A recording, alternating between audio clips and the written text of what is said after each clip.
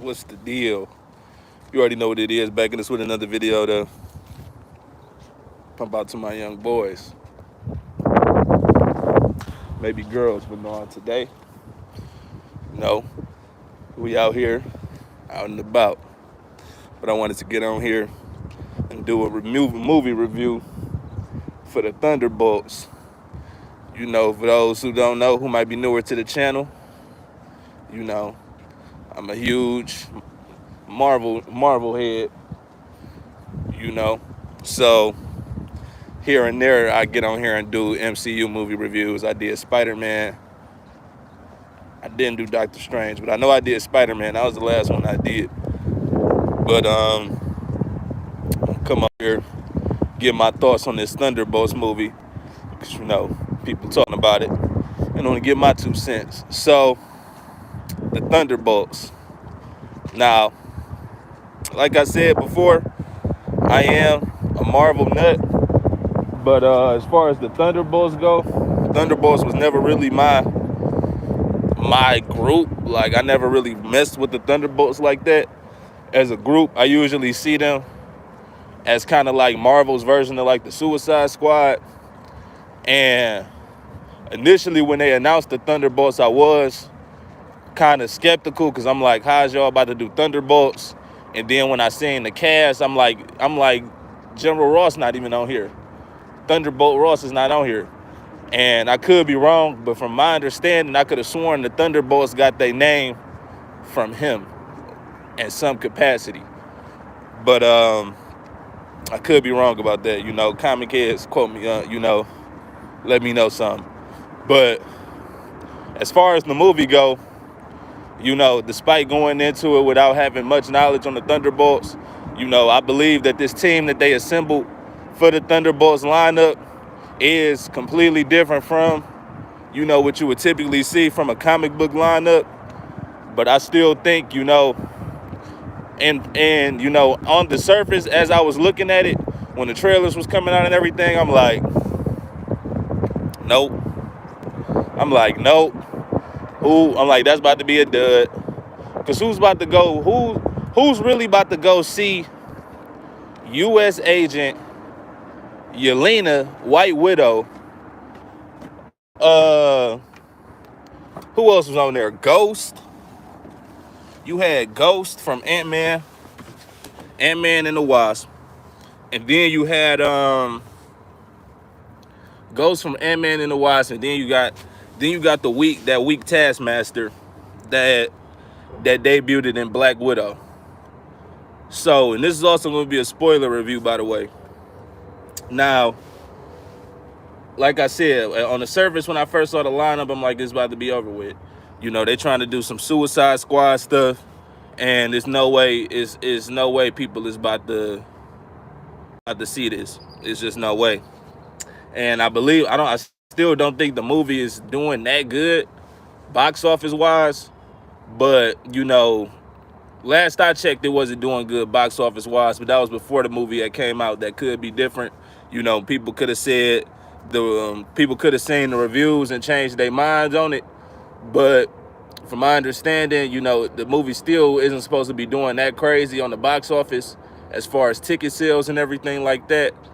But despite that, overall, I do believe it was a pretty good movie. I think it was a pretty good movie, you know, for, you know, MCU standards. You know, I feel like the movie was a return to form.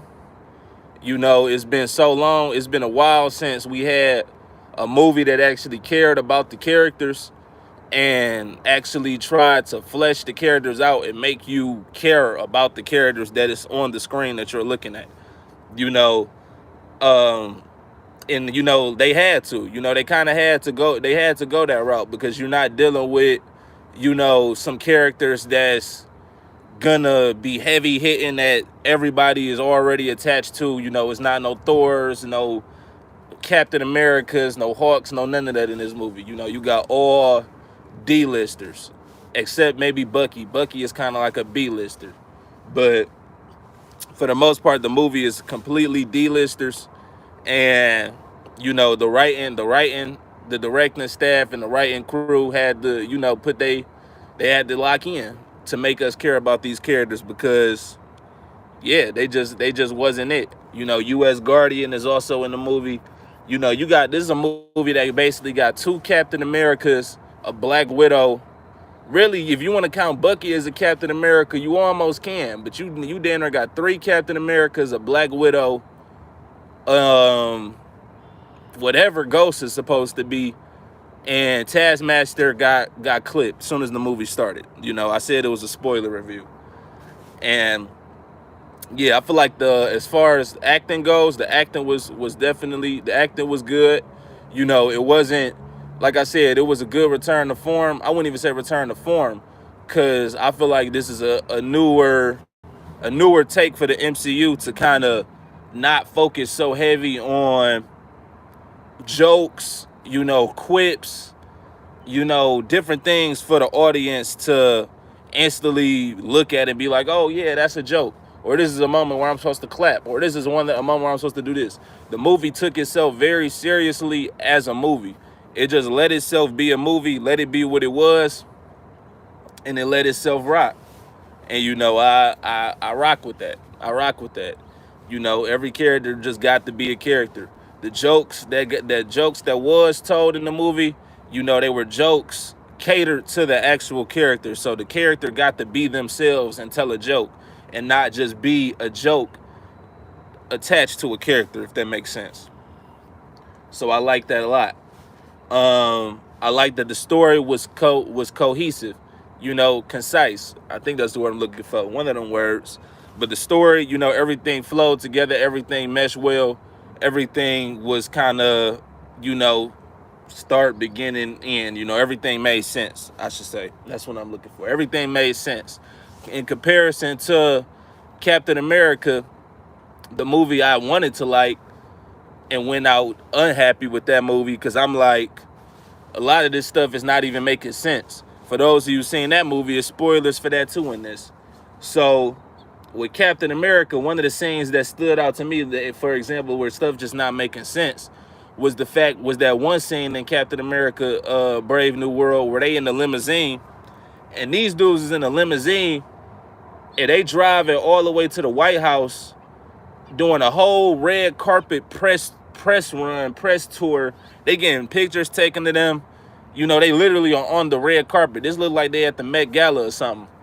And then I'm like, okay, they getting this special treatment for this White House party thing or whatever this is. And then 5 seconds later, this red carpet turns into a top secret meeting.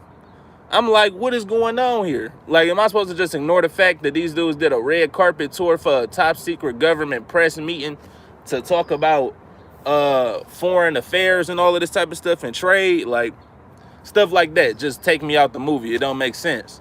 And then another thing that plagued that movie heavily that I didn't see a lot of in this movie was the floating head green screen concept, where instead of filming the actual characters being at a place, you know, the whole movie is just green screen. They just copy and paste you into a environment, throw the green screen behind you, and then, you know, that's just it. You know, you're there, and we can clearly see that this person is not there. We can clearly see that these people don't even look like they talking to each other. Like, this whole scene was shot in like post. I can't stand stuff like that. And Marvel movies recently have been plagued to death with, you know, with that type of stuff. Green screens, floating heads, people not talking to each other, just all cheaply made stuff, you know. And apparently that stuff is not even cheap, but it's cheaper than, you know, practical effects and all of that type of stuff. And which this movie apparently had a lot of, which I didn't know, but I could kind of tell actually seeing the movie, it wasn't a lot of stuff that stood out to me, you know, because a lot of different scenes that they had in this movie was shot practically. They had actual props and things blowing up and things exploding and being destroyed. You know, a lot of that stuff was actually real. So, you know, that's what, you know, movie making was about back in the day, especially like the superhero movies and stuff. You know, I remember seeing them shoot like the Transformers movies in the city, and You know, it would just, you would literally see that they would have the set and they would actually shoot the movie, and you know, different things would begin to blew up and all sorts of stuff. But that's how they did it. You know, nowadays with the advancement of technology, everything is done in post. So good to see that. Good to see that from the Thunderbolts. But yeah, and the antagonist was good. You know, the Sentry was in the movie. That was really the main reason I even came to see this movie. You know, I wanted to see the Sentry. The Sentry is one of those characters that I'm not a huge fan of. You know, I'm really just familiar with the Sentry going at it with the Hawk in the World War Hawk comic storyline. And, you know, the Hawk came back to Earth after he thought that they destroyed his planet. And, you know, he came back wanting to smoke with all the superheroes, and they had to call the Sentry up to calm him down, or not even calm him down, but like pretty much stop him. And they end up fighting to a draw. Well, kind of like the Hawk won, but, you know, they end up fighting to a standstill, stalemate or whatever, and tired each other out. But yeah, that's pretty much how I got familiar with the Sentry. Since then, I'm like, okay, this dude is broke. And you know, they actually was introducing them into the MCU. So I'm like, okay, I gotta check that out. And yeah, I feel like they did them pretty well. You know, it's not really hard to mess up on the Sentry, I feel like, but they could have. I ain't even gonna say that, because even other times in Marvel and the MCU where you think it's not hard for them to mess up on the character, or you know, do a character justice, they still find a way to try to add their own special twist to it, and then the character end up being toe up and being completely unrecognizable from, you know, the source material.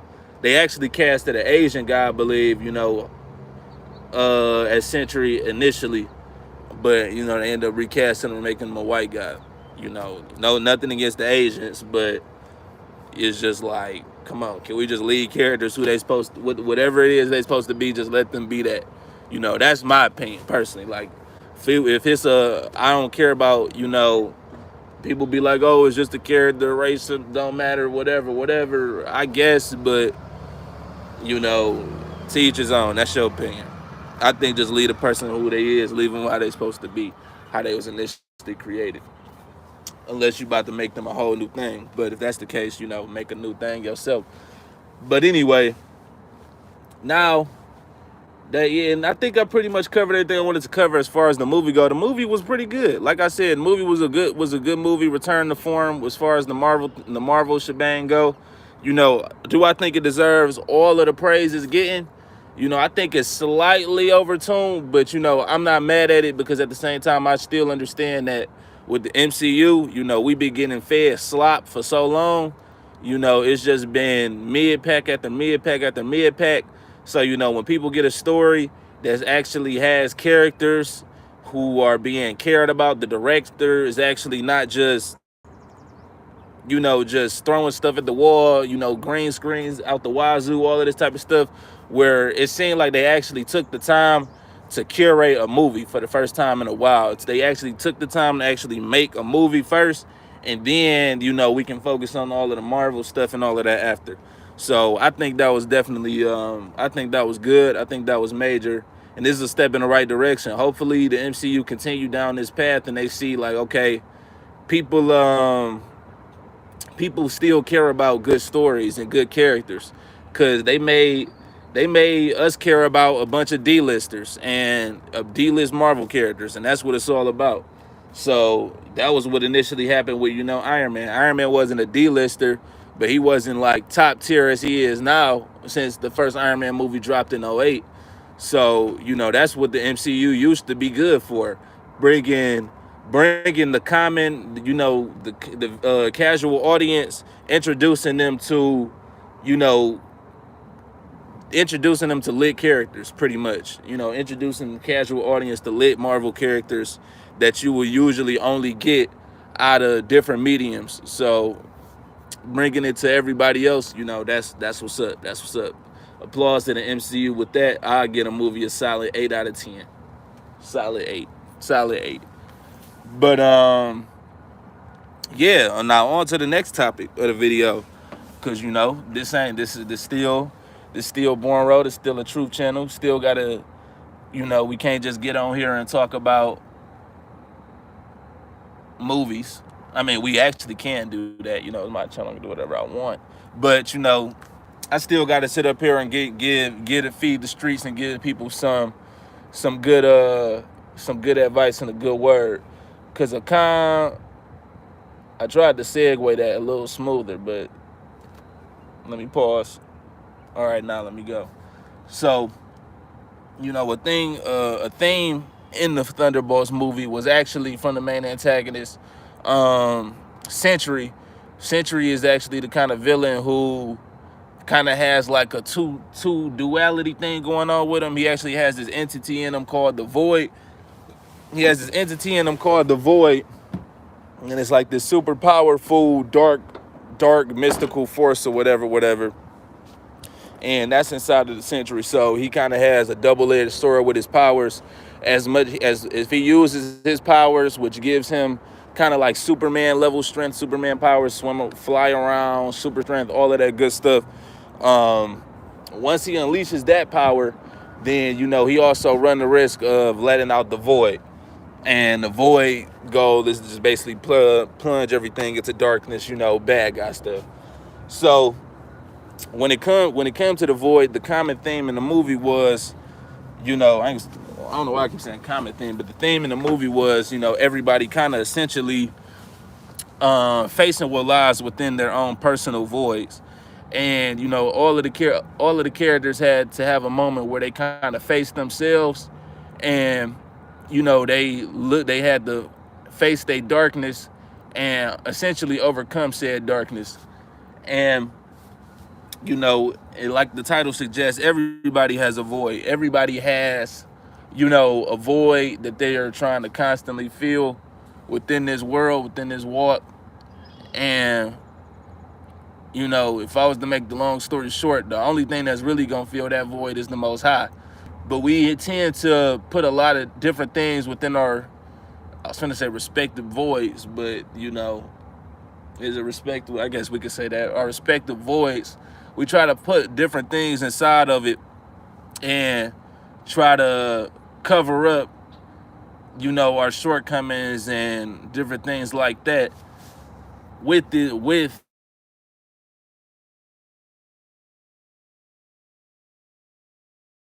you know, sex, whether that be, you know, drugs, corn, food, you know, many different things. We all have different things we try to use to fill the void up. But you know, and essentially at the end of the day, the only thing that's gonna be a path of just meaningless things. You know, you're trying to find all of this gratification, all this temporary gratification. And once you get your dopamine boost to temporary gratification, you know, you left with nothing but a void again. You know, you left with nothing but that void. And everybody has to look in the mirror. Everybody's going to have a day where they look in the mirror, and then they're going to have to face that void and face the music and begin to learn who you are, learn who the Most High is, and learn who he will want you to be. You know, we seen in the movie, Yelena, she's like a spy or whatever. She's like a Black Widow spy, so she didn't deal with a lot of brainwashing, programming, all sorts of stuff, killing, different things like that. And she was trying to fill her void up with, you know, she felt empty. You know, she was empty and she was trying to find purpose. And there was a scene where I think that was after her sister died, Black Widow or whatever, but she found herself in the bathroom, you know, just drinking booze. And, you know, that's a lot of us. You know, even I've never personally drank booze into the bathroom tub until I was just pilt. But I've done other things, you know, smoke, whatever. You know, I feel like we all have those moments where you sitting up there trying to fill the void and you just so deep within the darkness, and, you know, you just kind of had that moment where you just kind of sitting there and you just empty. You know, you just damn near feel like you are the void. You just become an empty husk. And you sitting there as your husk, you realize, and you sit there and you just understand, you like, man, none of this stuff I'm doing is even worth it. Like none of this stuff is even bringing me any satisfaction, any real gratification or any real fulfillment or any real kind of joy. And you just sit there with the dumb look on your face, like I gotta change, like I gotta stop doing this. And a lot of us have been there and went through that. And that was a lot of our moments before we actually fully tapped in and started beginning to understand and learn in the Most High and really starting our walk in truth. So a lot of times you got to hit those rock bottom moments. You got to hit the bottom before you can come up. And you got to have that moment where you just got to face yourself. Bob in the movie, he dealt with a lot of childhood abuse and trauma. And that's most of us. Childhood abuse, childhood traumas, and all of that stuff. We done suppressed a lot of that stuff and threw that into the void. And, none of that stuff ever actually got fulfilled. Well, really, all of that stuff created the void that we are constantly trying to fill.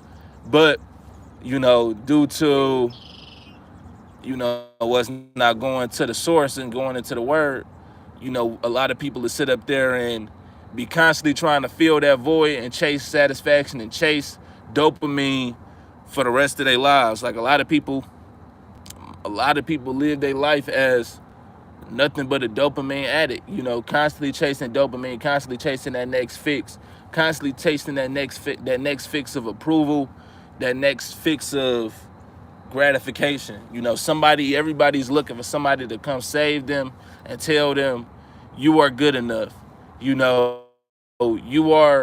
enough. You are enough to me. You are special. You're this. Everybody's looking for that, but the only place where that's really gonna matter is the Most High. When the Most High gives you the gratification, that's how you get filled with true joy. A lot of people are constantly seeking validation, constantly seeking approval, constantly seeking attention. But all of that is vain, and all of that is just going to only lead to more pain, more misery, and more heartache the when the effects of that placebo satisfaction wears off.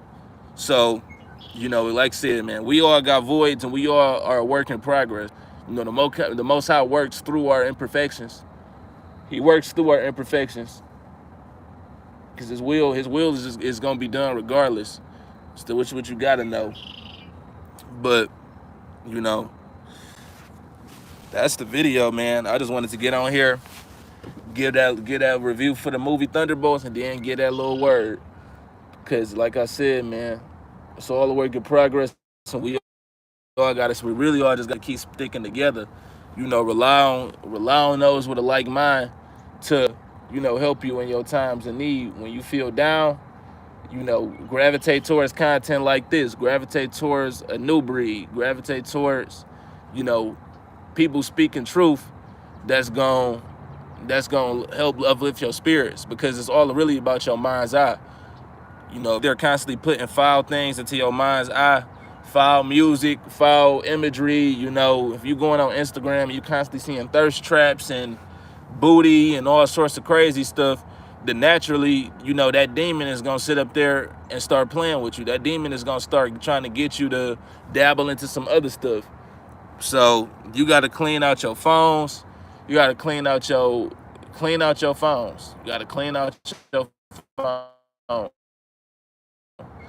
Cleanse your algorithm, the thirst traps and all of that other crap. I stay off of there altogether because I already know what time it is if I sit up there and go on there. But if you need to be on Instagram, start trying to clean out your algorithm. And again, with the music, start changing what it is that you listen to. If you constantly listening to people talking about pulling up on ops, sliding them out, sliming them out, and all sorts of other crazy type of stuff, then that murderous spirit, that's the type of stuff that you're gonna gravitate. That's the type of energies you're gonna start gravitating towards you. All of that contributes to the void. One thing I will say also about the way the movie ended, when it came to the void, Bob was able to suppress his void, and the pain he was causing, by essentially the power of friendship. If you don't know what the power of friendship is, it's a trope in any movie, fiction, media, whatever, where essentially the plot ends due to friendship, holding, hugs, all of that type of stuff, power boosts from your friends, all of that. That's the power of friendship. So the movie basically ended on some power of friendship tip. They all hugged him, and he basically calmed down or whatever. And I'll even say to that, people is not always gonna feel a void. Shit. In most cases, I argue people probably not gonna feel that void. In most cases, the Most High is the only thing that's gonna truly fill the void. If you are empty and you are trying to use people to fill that emptiness, you are gonna only continue to feel empty. The Most High is the only thing that's gonna be able to fill that void. I definitely had to mention that because a lot of people will see that movie and be like, oh, I just need friends to fill my void. You need like-minded people, yes, but not just any kind of people, not just having people around. If you feeling a void, feeling lonely, that don't mean just go out here and start trying to be a people pleaser and get you some be good. All of that is still temporary gratification, and we looking for long-term results. So that's the video for today. Make sure you like, comment, subscribe. Roll to 1K. Appreciate everybody that came and tapped in. Yeah, more content on the way. I love y'all. Take care. Stay safe. I'm on y'all, boys.